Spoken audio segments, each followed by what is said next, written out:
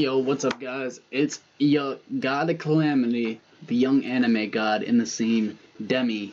This is my first video, ready to drop it. I'm super excited because, I love slice of life videos. And today, we're going to be talking about top 5 of Quintessential Quintuplets. Now, this is an anime that dropped recently. It's getting a season 2 as of currently in January of 2021. Super excited for it. I have not watched a single episode, and this waifu list is based entirely off season 1. Once season 2 finishes fully dropping, I plan on adding a lot more, an updated list to see if the rankings will be shuffled around. For now, if you haven't watched it, beware there will be spoilers, so I highly suggest you go watch the show before you do, unless you want to watch it still. I don't really care at this point. I give you your spoiler warning. Be warned, beware.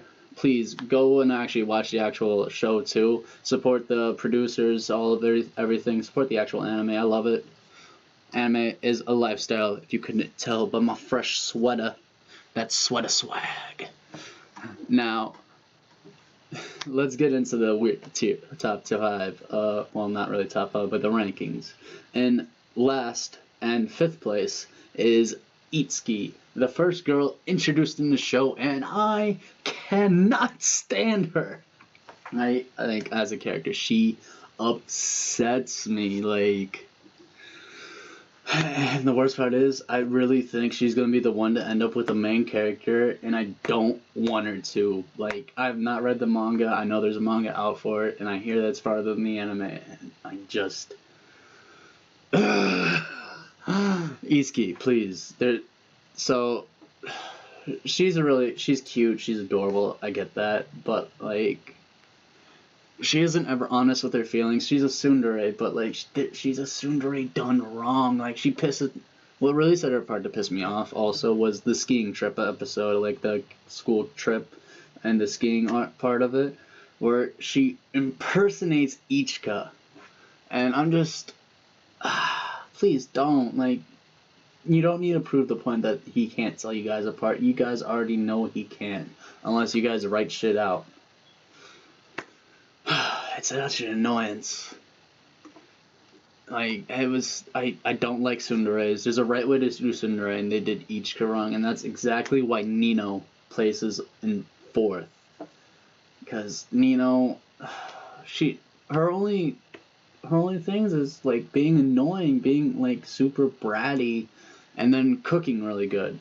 She's super sociable, I get that, blah blah blah, but she's a tsundere too, and that shit doesn't. She's a tsundere done wrong. And it's just, that's difficult. That's why those two placed in 5th and 4th respectively.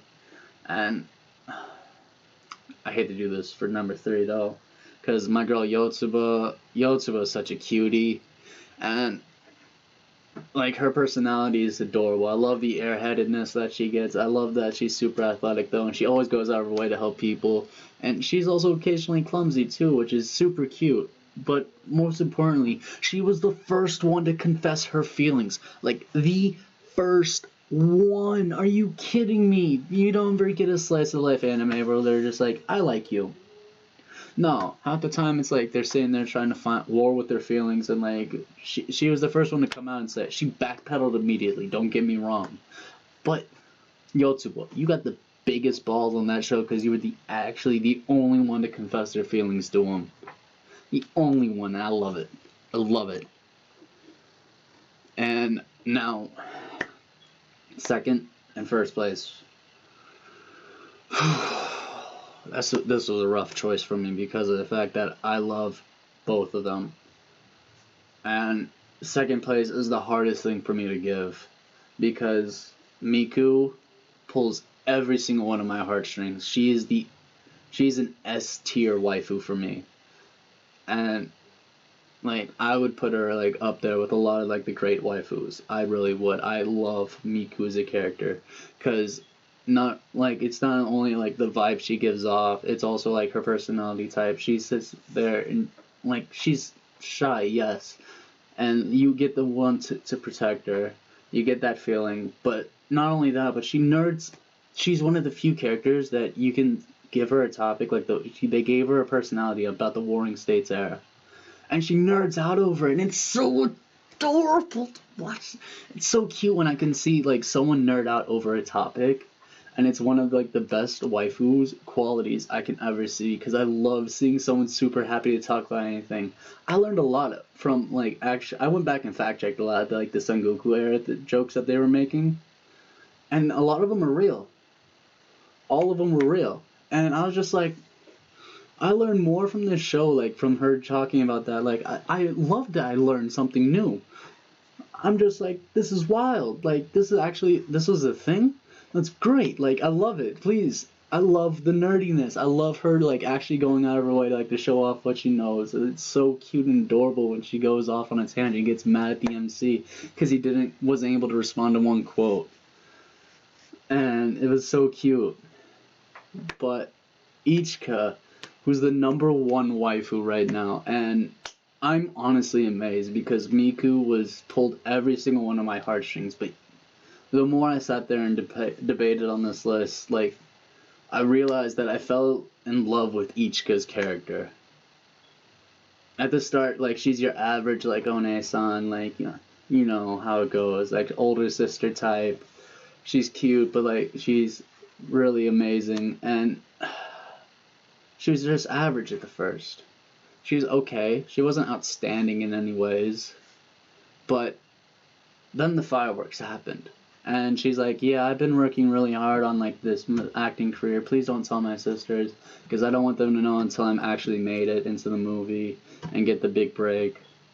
And I've been really trying. Like, she's the only one of the sisters we saw that she was like, yeah, we actually have like I have my future planned out, kind of like I got goals that I'm working towards, and that's so, are you kidding me? That's so attractive. All the other 4 girls don't know what they're doing with their lives. They're just like, yeah, I like you. That's about it. Like, they don't have plans for the future, but she's working towards her goals. And not only that, she put her own feelings for the main character aside to help out Miku until like episode 10 or 11, where she's like, I can't do this anymore. I need to, like, I'm going to try and take him for myself. Like, she realized that, and I'm just like, please do, queen, like, take him, like, you deserve it. Like, I wasn't a big fan of her at first, and if it would have been like the middle of the series, she would have placed 3rd, easy. But then that ending hit, and I'm just like, oh, Ichika, can you please just stop, because you're too much of a waifu, please, Ichika. Like, you stole the show. She really did. Like, she ended up putting that show on her back and carrying it. And that's why Ichika became #1. Now, I think Quintessential Quintuplets is a great anime. Like, it's a good slice of life anime. It's great. And I highly suggest to go watch it on whatever you need to. Don't worry. This is only for season 1. Updated rankings will be out when season 2 finishes dropping, hopefully pretty soon. Should be sometime in like February, March area, if it's 12 episodes like I think it's gonna be.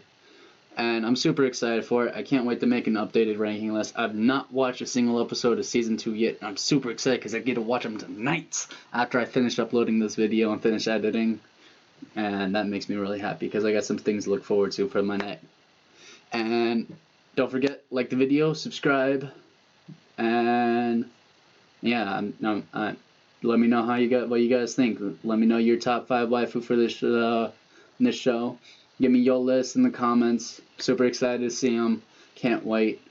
And yeah, well, this is the anime god Demi, the god of calamity. Your boy. Signing off. Have a good one, guys. I had to sit there and think for a second.